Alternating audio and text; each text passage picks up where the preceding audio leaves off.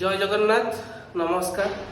आज सन्ध्या बेले वीडियो होची समय आपको देखी दौर बर्तमान समय बर्तमान 6:52 सन्ध्या बेले वीडियो करा रिजन आम ऑफिस रे काम करथुलु आम 8 आसता ऑफिस रु आम रूम बसलु गोटे फिल्म आज रिलीज होता आम एक्चुअली मन ना रिलीज हो बोली आम सडन आम बस नोटिफिकेशन गोटे आसला कि गोटे जो ओडिया मुवी पड़ू गोटे हरर मान थ्रिलर मुवी तो आम भाई भूत भूत देखा भारी एक्साइटेड क्या भूत जिन मैंने अलग फाइटिंग सीन भल लगे कि भूतटा देखा आउ बढ़िया लगे क्या पंच थाए तो बर्तमान आम book Inox book simply mall जो आम पहाड़ आगे पड़ुची मुझे बर्तमान फ्रेश जी जहाँ कथा मुझे फ्रेश हो गली 7:30 एक्चुअली आम एंट्री अच्छी ये आउ मानस भी रेडीटा हो गले मसिना ये अच्छा आम से गले सागे सागे पाखे पहुँची गले भर जो ये हूँ टिकेटर सब किसी अच्छी डिटेल्स जहाँ भी अच्छी ये डिस्कसन चलता सब बुक थी एक्चुअली कस्टमर मिलता 3टा सीट तो चलो एकाथरे से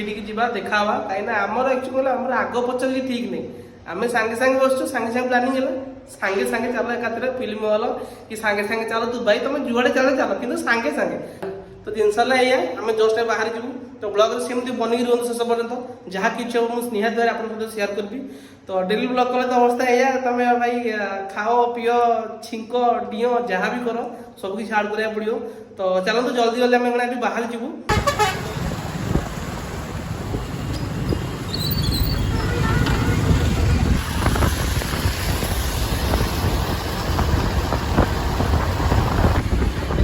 आमर लक्ष्य स्थलटा यही गोटे लोकटा से लक्ष्य स्थल को आम बाहरी केतन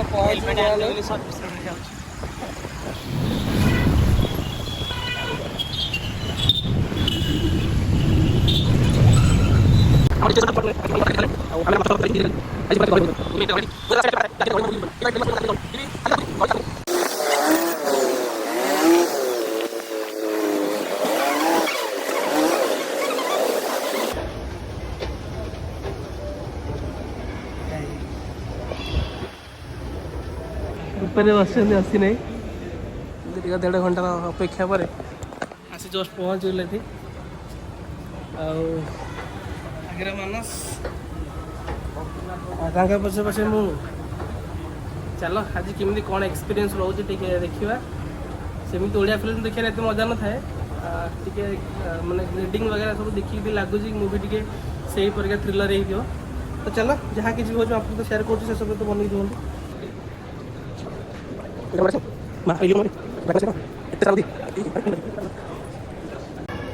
पहुँच गलु थिएटर सामने ये अश्विनी अच्छा जल्दी जल्दी भितर एंट्री कर आम 7:30 अच्छी एंट्री बर्तमान 7:23 चलो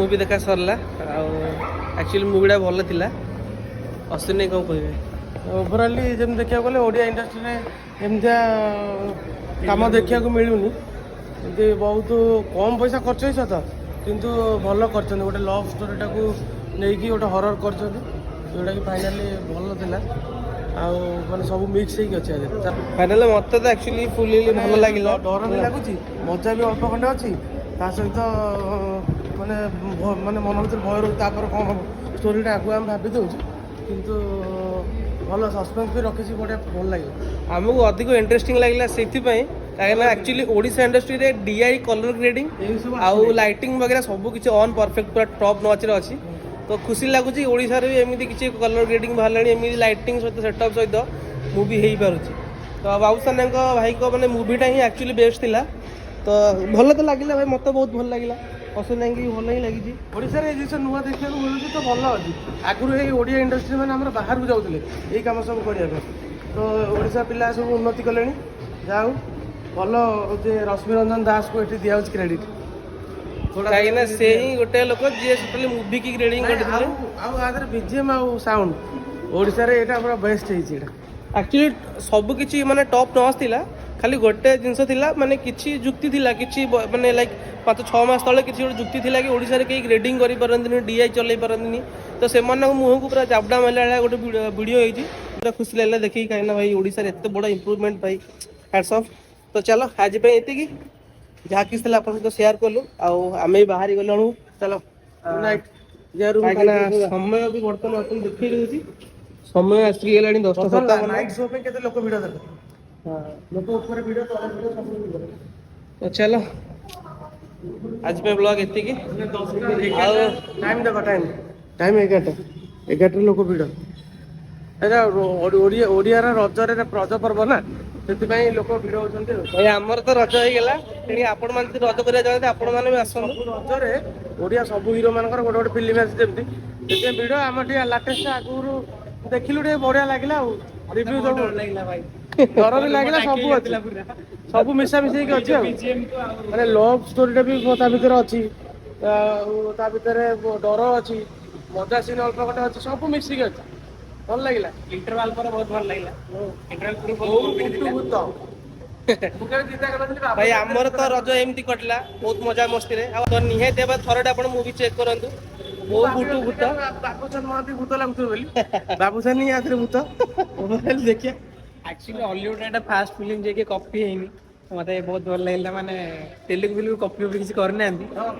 ଆଉ ତ ଆମର ତ ଭାଇ ରଜ ଏଇଠି ହିଁ ହେଇଗଲା। ତ ଚାଲନ୍ତୁ ଆଜିର ବ୍ଲଗ ଏଇଠି ଏଣ୍ଡ କରୁଛି। ଏଇପରେ ମୁଁ ରୁମ୍ ଗଲାବେଳେ ମୋ ପାଖରେ ଚାର୍ଜ ଥାଇପାରେ ନଥାଇପାରେ, ଚାର୍ଜ ଆକ୍ଚୁଆଲି କମ୍ ଅଛି। ତ ଆଜି ପାଇଁ ଥିଲା ଏତିକି ବ୍ଲଗ, ଆଶା କରୁଛି ଆପଣମାନଙ୍କୁ ନିହାତି ଭଲ ଆସିଥିବ। ତ ରହିଲି, ଜୟ ଜଗନ୍ନାଥ, ଶୁଭରାତ୍ରି।